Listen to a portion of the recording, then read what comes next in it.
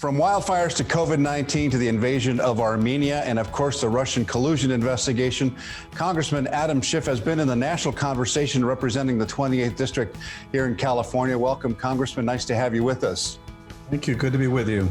Your opponent, let's get right to it, Eric Early, accuses you of seeking the spotlight and abandoning your district. He said abandoning your district. Are you spending too much time in D.C.? Have you forgotten your constituents there in the Pasadena-Glendale area, your congressional district? No, and that's merely, I think, a campaign talking point. My constituents know me too well. I've been going back and forth with my district now for 20 years, on average every other week. Even during the pandemic, I've had over 100 meetings with constituents, town halls, telephone town halls, Zoom calls and meetings. The problem, I think, for my opponent is he's from Woodland Hills originally. He hasn't been involved in our district. People in our community don't know him, but they do know me. And that's why I think that argument falls so flat. I'm curious, because you've been having these town halls. Do you feel that voters are getting a little bit fatigued by the rancorous exchange between left and right and with the discourse in D.C. and even down to the state and city level? I do, absolutely. I think the tone has become progressively less and less civil, more ad hominem attacks, more name calling. And I'll say that to an extraordinary degree, for well or for ill, the President of the United States sets the tone.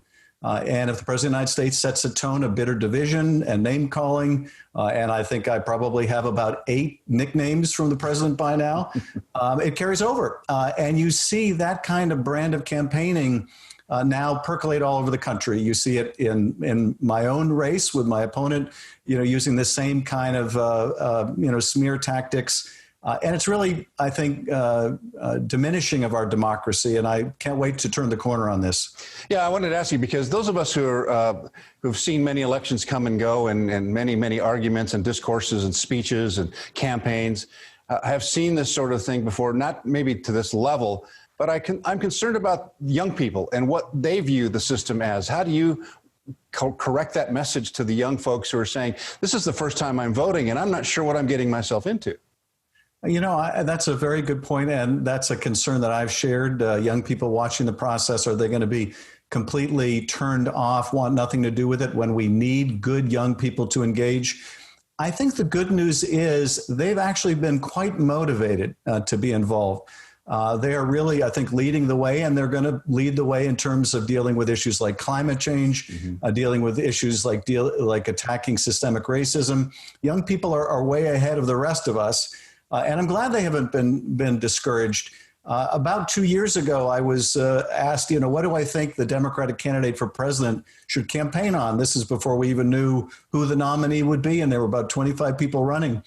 And I said, I think they should campaign on a return to basic decency. And I'm so glad to see that is such an important part of Joe Biden's campaign. And I do think that he will change the tone. He will try to be a president for all the states, not just the blue ones or the red ones, but the entire United States of America. Well, a lot of folks are calling it too close to call, so we'll see how that plays out in the campaign in the short time that we have left in this campaign. You mentioned climate change. President Trump has claimed that our fires are the result of mismanagement of our forest lands. Now, the federal government owns a majority of the wildlands in California.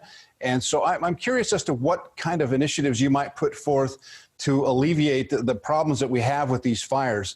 And is it climate change or is it forest mismanagement? Well, it's interesting that the president at one point was saying that we should be raking our forests. And when he complains about forests in California and much of that land is federal land, he acts as if he is not the president of the United States, that he has no responsibility. If we need more funding for forest management, then we need to provide more funding. And he should stop trying to cut funding for domestic priorities like that. Yes, we can always improve forest management, but let's not bury our head in the sands. We are seeing more and more extreme weather, more and more extreme fires because of climate change. And of course, a lot of the fires in California are not in the forests. They're in our neighborhoods, they're in the grasslands, and simply saying, rake the forests isn't going to cut it. We need to get serious about climate and climate change. We need, I think, a Green New Deal. We need, I think, an Apollo-like project, that kind of determined effort.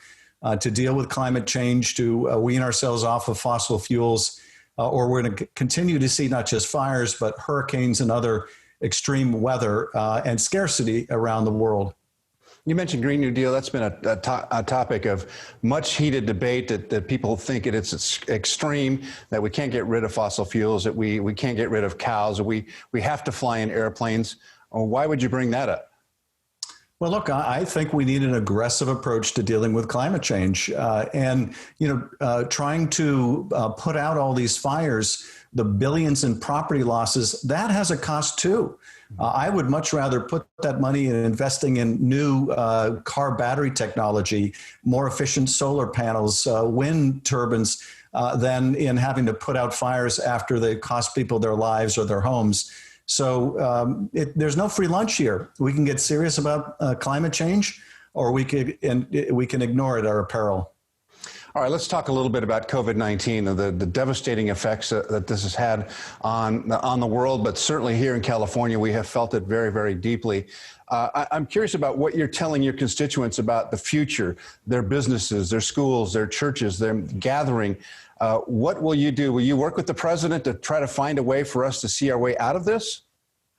Well, I'll work with anyone to try to bring an end to this pandemic. And the reality is, there isn't going to be a recovery, an economic recovery, until there's a recovery of our health, until we get this pandemic under control. And it's quite clear what we have to do. If you look to the experts, if you listen to the science, something the president has been unwilling to do, but the science tells us we can take steps right now before we have a vaccine that may be every bit as effective as a vaccine. And it simply requires us to wear a mask, to keep social distance, to wash our hands. These are very simple things we can do to really slow the spread. We're going to also, though, need to dramatically ramp up testing so that anyone can get tested at no cost to themselves and get results back within 24 hours so that we can trace and know the path of the virus. These are some very basic things we need to do. We need to use the Defense Production Act to beef up production of protective gear so that our hospital and healthcare workers can be protected when they're treating our friends and our family. This is not rocket science, but it is science. And we can't ignore that science. It's a part of the solution for our health and also our economy.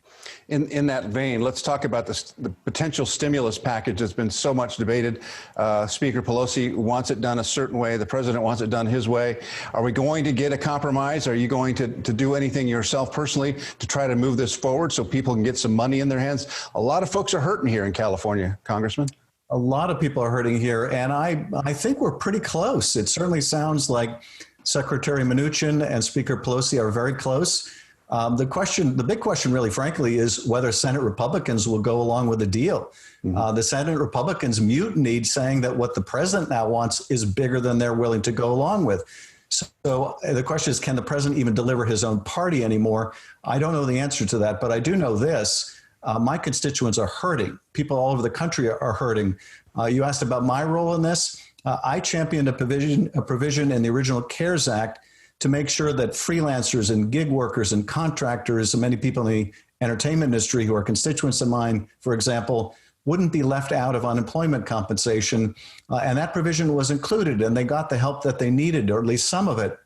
Now I'm carrying a provision to help those with mixed income who are getting far less in unemployment than they should. And that's part of the HEROES Act that is on the table right now. So I've been personally very involved in trying to make sure my constituents get the help they need. And of course, we have a state proposition also addressing the gig workers. We'll see how that goes on November 3rd as well. So I want to ask you, you investigated the president and impeached him on the Russian collusion case. There's been some talk in the last couple of days about Hunter Biden and his role in influence peddling when his father was vice president. Do you expect that the House would take this up as an investigative body? Will you and the Intelligence Committee take this on? Is this something that you're concerned about that could be a huge, huge surprise in this election period? Well, these two issues are actually quite connected. The president was impeached for trying to coerce Ukraine into helping him cheat in the election. He withheld hundreds of millions of dollars in military aid. of course, an ally that was at war with Russia to help him smear Joe Biden. Now, he failed and he was impeached. He was caught and he was impeached. But they're now trying to get the same smear of Joe Biden that they couldn't get Ukraine to do, now laundered through the Congress of the United States. People like Senator Johnson have been pushing out this same Russian propaganda, even when our own intelligence agencies have made public that these figures that they're getting information from are working for the Kremlin. So the problem in Congress right now is members of Congress allowing themselves to be used to push Kremlin propaganda. Are you seeing these emails? Are you going to be looking into these emails to verify whether they're factual or not? Again, this is a narrative that the Kremlin originated. So we're not going to amplify a Kremlin narrative, and neither should the president and neither should the GOP. But sadly, what we're seeing in this election, and this is a bit different than in 2016, in 2016, the Russians had to make a lot of stuff up and push it on social media to help the Trump campaign. This year, the president is making it up, and the Russians are merely amplifying it. The biggest bit and most dangerous part of the misinformation is about absentee voting. The president pushing out false statements about absentee voting. The Russians are amplifying those falsehoods, and that presents a real danger to our democracy. Well, some very interesting things are being developed here, and we'll see how that all plays out as well. I want to finally ask you about Armenia. The situation that's going on there has concerns. Of course, the largest single population outside of Armenia of Armenians is in your district. And I saw you at a rally the other day, a huge rally in your district, and you were there in support of the folks who feel that this incursion is going to destroy Armenia. Tell me what your role is in this, and what are you doing to help the Armenian people, the Armenian Americans, and also your connection to possibly reaching out to the White House to do something about this? This is a really dire situation in which President Aliyev of Azerbaijan, in order to distract from domestic troubles within Azerbaijan, his own corrupt government, has brought about a war with his neighbor. It's a tried and true tactic of autocrats everywhere. He is aided and abetted in this attack on Nagorno-Karabakh and Armenia by Turkey. President Erdogan is egging on this conflict, even going so far as to try to bring in foreign fighters from Syria to add fuel to the fire. What I've been doing in Congress, I joined Jackie Speer with a resolution calling on Azerbaijan to stop its provocations and its attacks, to defund, to stop providing $100 million a year in military funding to Azerbaijan if they're going to engage in such war making. And I also organized a bipartisan letter to the Secretary of State. It's now signed by over 50 members of Congress, urging the Secretary of State and the administration to call out Azerbaijan, to call out Turkey, to get off the fence, to get out, get off the couch and do something.